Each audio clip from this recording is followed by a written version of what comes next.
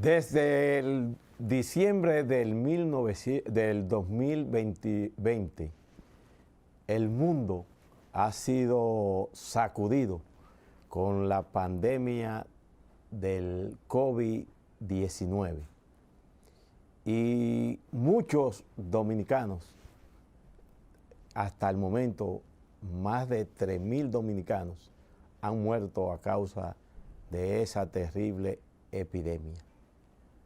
Hoy, esta noche, tenemos con nosotros a la doctora Jacqueline Ureña, quien es la directora de la Escuela de Psicología de la Universidad Autónoma de Santo Domingo, quien va a tocar con nosotros el tema relacionado a la incidencia del trauma de los familiares y lo que han sufrido de ese coronavirus 19. Escuchemos la entrevista con la doctora Ureña. Está con nosotros esta noche la doctora Jacqueline Ureña, quien es la directora de la Escuela de Psicología de la Facultad de Humanidades de la Universidad Autónoma de Santo Domingo. La doctora Ureña se ha caracterizado por estar desde el inicio mismo de la pandemia, el COVID-19, haciendo observaciones y puntualizaciones sobre cómo esa pandemia afecta al conglomerado de quien sufre el problema de la COVID, como a sus familiares. ¿Nos podría explicar usted, doctora, esa situación? Sí, bueno, sabemos que tenemos ya, vamos para 2 años con todo el tema de la pandemia. Y sabemos que cuando la pandemia inició, cuando se comenzaron a ver los primeros casos en diciembre del 2019, ¿verdad? Ya para el 2020, marzo 2020, bueno, pues ya todos sabemos cómo fue esto.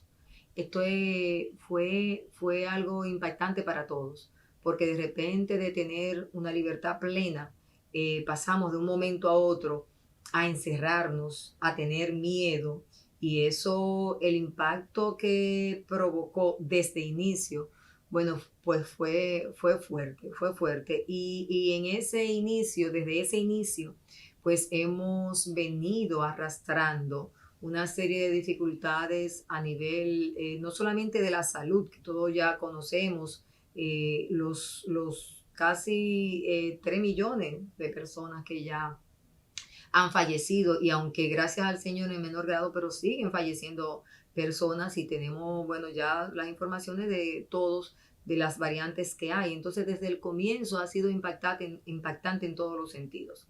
Nosotros como institución estuvimos desde el comienzo de la pandemia dando soporte. Fuimos la primera institución, la Universidad Autónoma de Santo Domingo, en dar soporte con la línea de ayuda UAS COVID-19. Ahí pudimos ver, bueno, infinidad de casos. A mí me tocó que estuve como parte de la línea para dar ejemplo y también para contribuir, porque no podíamos quedarnos con las manos cruzadas.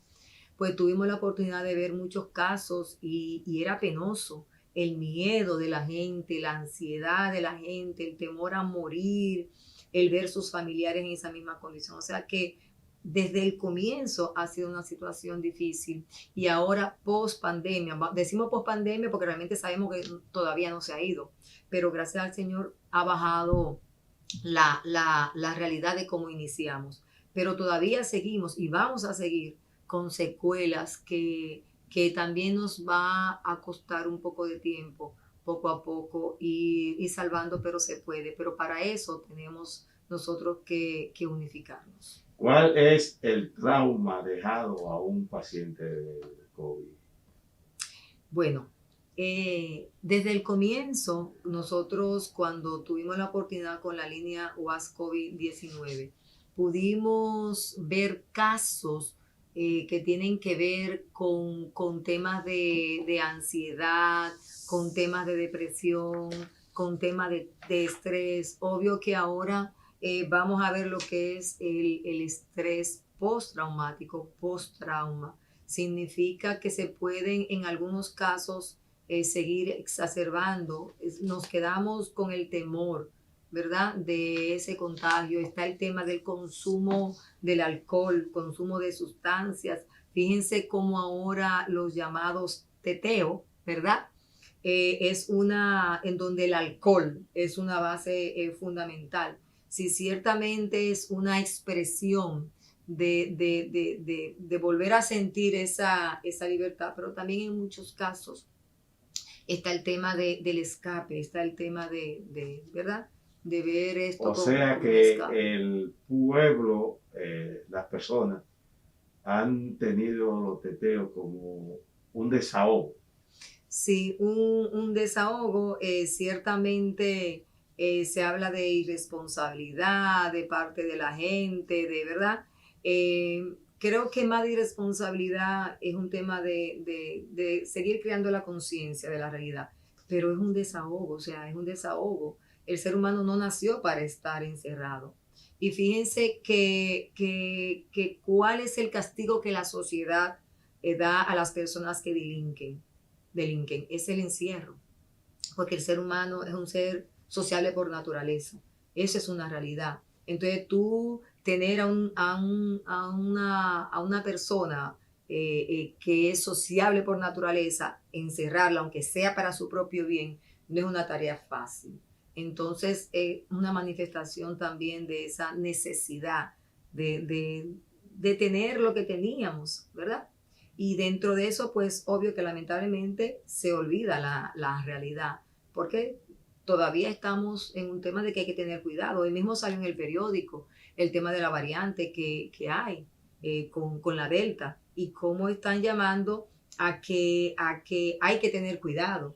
Incluso en algunos casos el tema de que en algunas provincias, como ya se hizo ahora, por ejemplo, recientemente con el distrito, se haya quitado el toque de queda. Incluso en algunas situaciones se está eso cuestionando. De ¿No si sería conviene. peligroso ese levantamiento?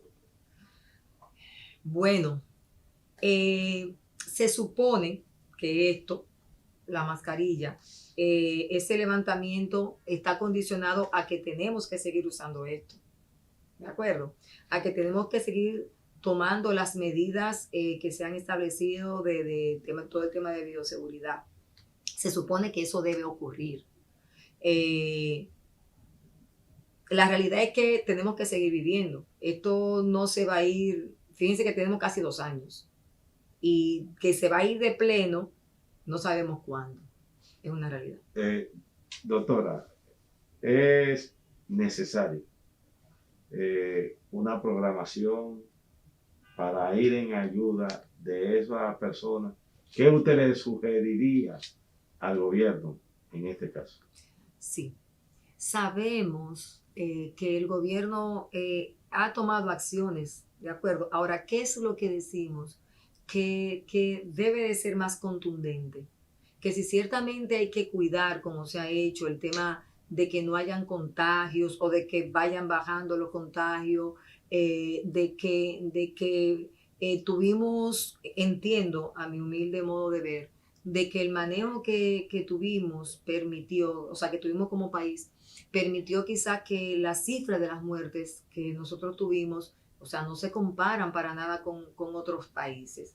Realmente eso entiendo que dice que quizás el manejo que se tuvo fue un manejo adecuado, desde el punto de vista de lo que tiene que ver con el contagio del COVID, ¿sí? Ahora, aunque se articuló, porque yo no puedo decir que no se articuló de alguna manera, el tema de lo que es la asistencia a la salud mental, a la salud psicológica, faltó, o sea, faltó y falta, porque aunque existen la cantidad de psicólogos graduados que pueden dar el abasto, que pueden dar servicio, más no es así la cantidad que está colocado en los centros de servicio y sobre todo aún quizás están focalizados en algunos hospitales, en algunos centros, pero ¿y qué pasa con el que no puede venir al hospital? Con el que no tiene ni siquiera el recurso para venir al hospital. Entonces significa que hay que llevar esa salud psicológica que es preventiva, que es preventiva. Hay que llevar esa salud psicológica a las comunidades. Y decíamos nosotros en una rueda de prensa que sostuvimos, están las UNAPS, ¿verdad? Las unidades de atención primaria de salud. Entonces, están esas UNAPS, ¿por qué no? Vamos a apoyarnos en las iglesias, vamos a apoyarnos en los clubes, vamos a apoyarnos y vamos a involucrar a las comunidades y vamos a procurar incluso que dentro de ese servicio, ese psicólogo que esté ahí, porque no sea un psicólogo de la misma comunidad que conoce la cultura, que conoce la forma de pensar. Y hay que hacer también un trabajo de que la gente entienda que ir al psicólogo no es porque tú estás, como dicen en el arco popular, loco. O sea, no. Es un tema de prevención. Si usted, por ejemplo, está sintiendo que no puede dormir, si usted ve que usted comienza que además de que no puede dormir, usted comienza a descuidarse incluso hasta en su higiene, que usted no tiene ganas de nada, entonces usted dice, algo me está pasando, pero usted no sabe a dónde ir, usted no sabe a quién acudir, o no tiene los recursos, porque es una realidad. Y yo entiendo que hay una línea divisoria muy frágil entre lo que es entre la locura, lo que llamamos la locura, que es verdad que es un tema que no es profesionalmente hablando el adecuado, pero la gente lo ve así, ¿verdad? Entonces hay una línea divisoria que se cruza fácil. Maestra, y a su entender, el seguimiento que se le debe dar psicológicamente a un paciente que haya tenido el corona, si hay un tiempo de meta a seguir para sacar de ese trauma a ese paciente. Mira, lo ideal sería que así como se atiende la salud física, se atienda la salud mental. Sería lo ideal. ¿Por qué? Porque ciertamente hay muchas personas que tienen la capacidad para superar cualquier situación, ¿sí? Pero se debería quizás dentro de, y más las personas que se han visto, ¿por qué no?, al borde de la muerte, las personas que han tenido pérdida por producto del COVID, entonces debería ser automático. Debería ser automático. A usted se le murió una persona por COVID, hay un registro, entonces vamos a trabajar, vamos a darle seguimiento a esta persona. Y eso lo determinaría, por ejemplo, el Estado desde el punto de vista si es una institución pública, pero también tenemos las instituciones privadas que dan servicios de salud, ¿verdad? Y como así se hace con la fiscalía, cuando hay un caso de abuso a menor que hay que reportarlo, pues entonces debería ser lo mismo. Ok, yo tengo este paciente con COVID, falleció, pero tengo estos familiares, entonces vamos a reportar estos familiares y vamos a darle seguimiento. ¿O por qué no? Quizás es esperar mucho, pero ¿por qué no quizás desde la misma también instituciones privadas de salud?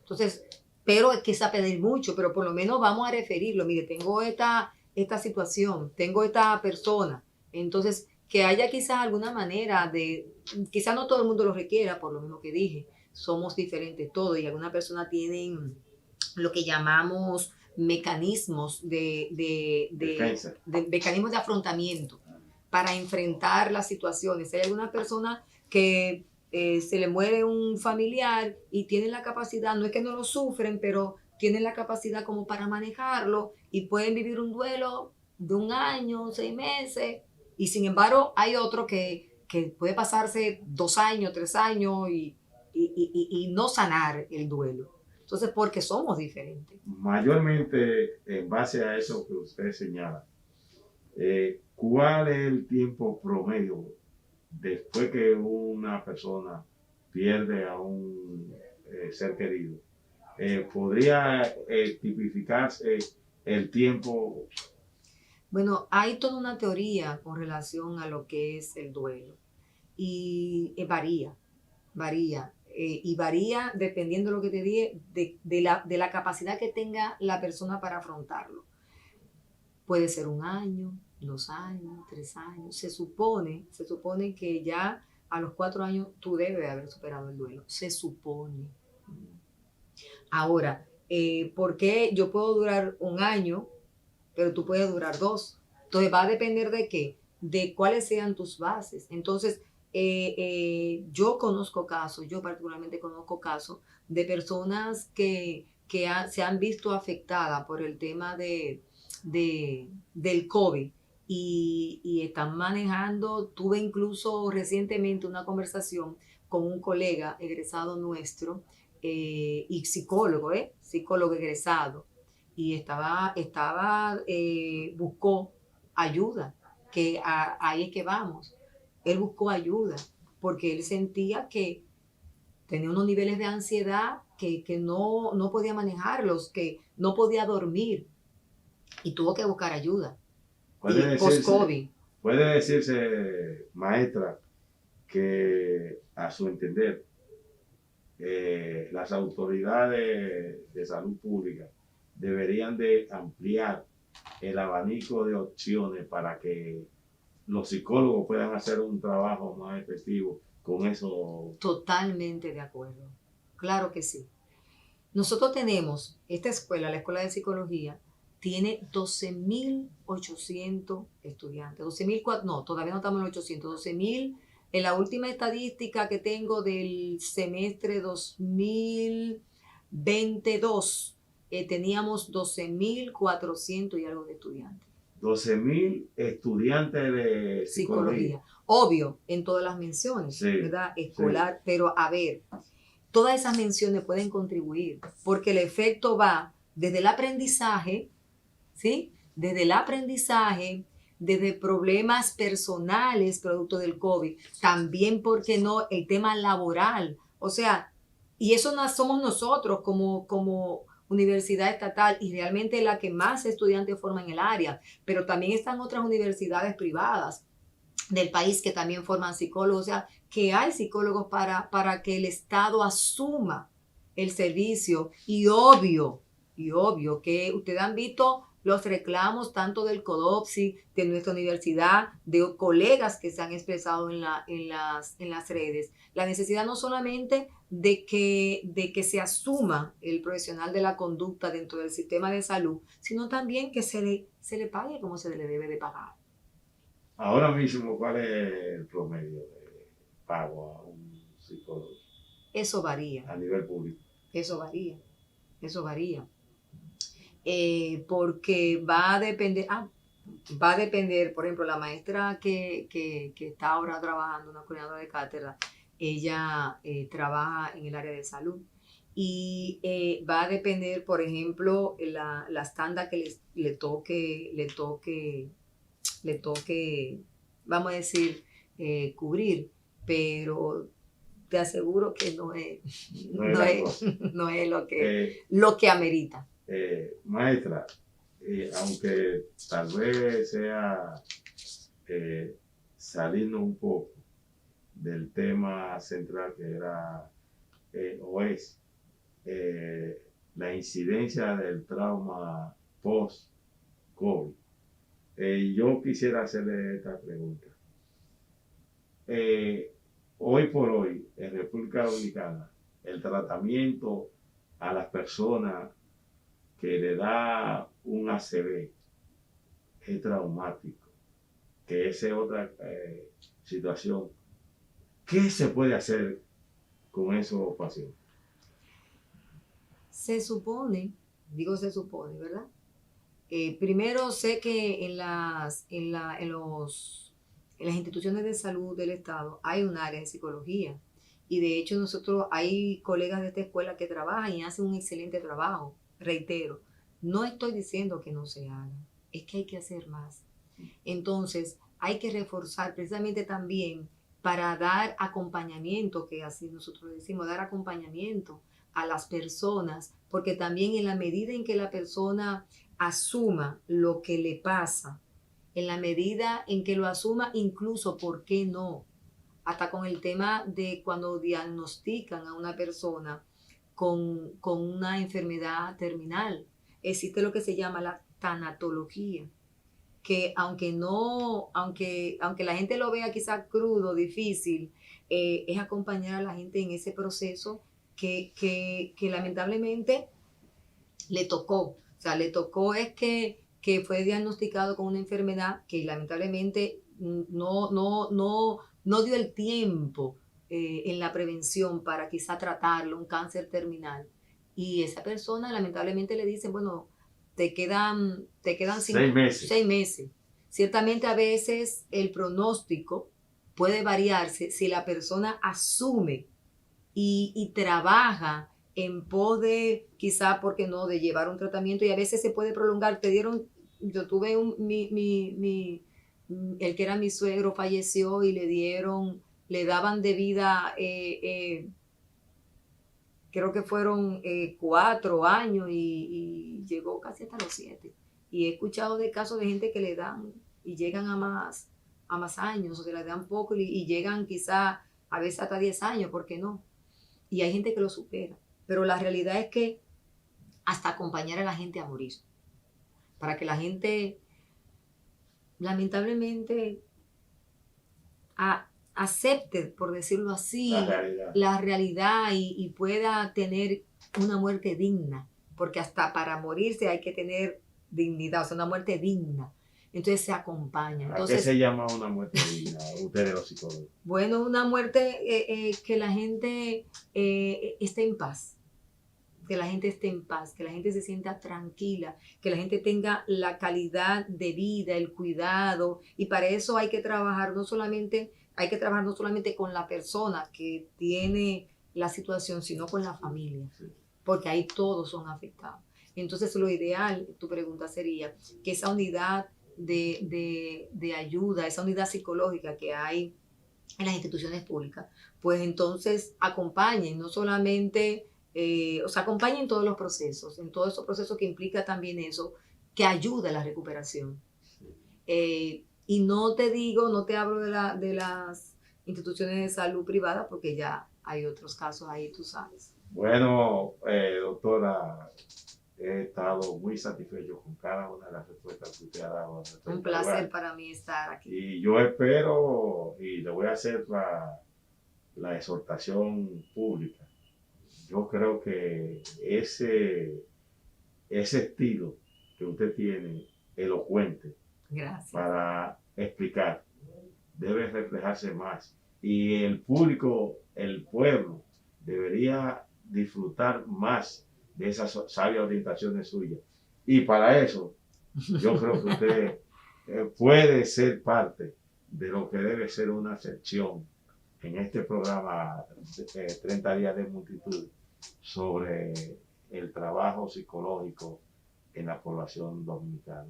Yo creo que usted tiene las condiciones necesarias. Gracias. Para explicar y orientar a ese público que no puede accesar a un psicólogo. Nosotros le abrimos nuestro programa para cuando usted, cada vez que desee dirigirse o exponer ideas en torno a esa situación, cuente con nosotros. Muchísimas gracias. Gracias a ti por la invitación para compartir un poco, ¿verdad?, lo que consideramos con relación a esta realidad que estamos viviendo. Creo que para nosotros, así como todos los países del mundo se unificaron y se unieron para poder, y los científicos que investigaron para sacar la vacuna, y luego el poder compartir investigaciones que se han seguido realizando para ver los efectos tanto en temas de salud como, o sea, en salud física como en salud psicológica, pues ha sido gracias a que nos hemos unido. Esto nos permitió unirnos, y ojalá que eso que el COVID permitió que pasara no se quede ahí, que sigamos entonces compartiendo para poder contribuir a una mejor sociedad. Una ñapita, maestra. ¿Por qué la gente le tiene miedo a ustedes, los psicólogos? Bueno, la gente cree que el psicólogo, con ver al otro adivina. Y no es así. Ahora, son todos unos años de estudios que sí ciertas herramientas permiten a uno conocer a la persona, pero uno no es adivino. Y yo creo que es más la estigmatización de que la gente cree que el tú ir donde un psicólogo implica que tú tienes un problema mental y no es así. La atención psicológica es preventiva y la gente a veces tiene miedo de que el psicólogo pueda quizás develar algo que la misma persona oculta. Y nosotros no somos jueces, el psicólogo no es juez.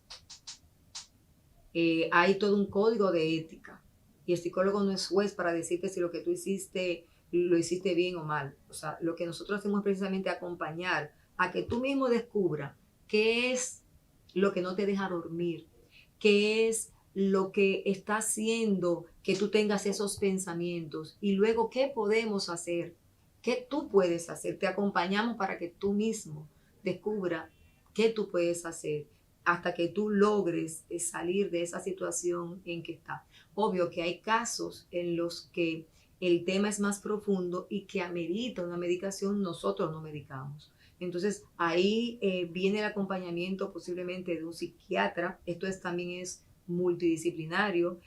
Ocurre que también hay que ver si hay una situación, ¿por qué no neurológica? O sea, hay que hacer toda una investigación para entonces ver si realmente hay otras situaciones que están influyendo en eso que te está pasando. Mire, doctora, nosotros teníamos un tiempo, pero el tema es interesante. Y esta pregunta, yo siempre se la oigo a mucha gente. ¿Cuál es la diferencia entre el psicólogo y el psiquiatra? Bueno, algunos dicen los años de estudio, dicen, pero son áreas que se apoyan. Ahora, el campo de acción del psiquiatra va hasta el punto, como te dije anteriormente, de que puede investigar bases, vamos a decir, bases neurológicas, bases de salud biológica, que pueden estar influyendo en ese desorden que tiene la persona a nivel, ¿verdad?, mental. Entonces, puede medicar, nosotros no medicamos, ¿de acuerdo? Nosotros damos el acompañamiento psicológico, pero no medicamos. Cuando hay una situación que amerita quizás una investigación, por decirlo así, una investigación para ver, quizás en el diagnóstico que el psicólogo ha hecho, ver qué puede estar influyendo desde el punto de vista quizás neurológico, biológico, en eso, pues entonces se refiere no solamente al psiquiatra, sino también a otro tipo de médico. Por ejemplo, las personas que tienen problemas de diabetes, para decir algo, las personas que tienen problemas de tiroides, hay un componente que la enfermedad, lo que tienen, provoca estados de ánimo y eso afecta ¿verdad?, su comportamiento. Entonces, y eso no es que la persona quiere, son situaciones de deficiencias en ciertas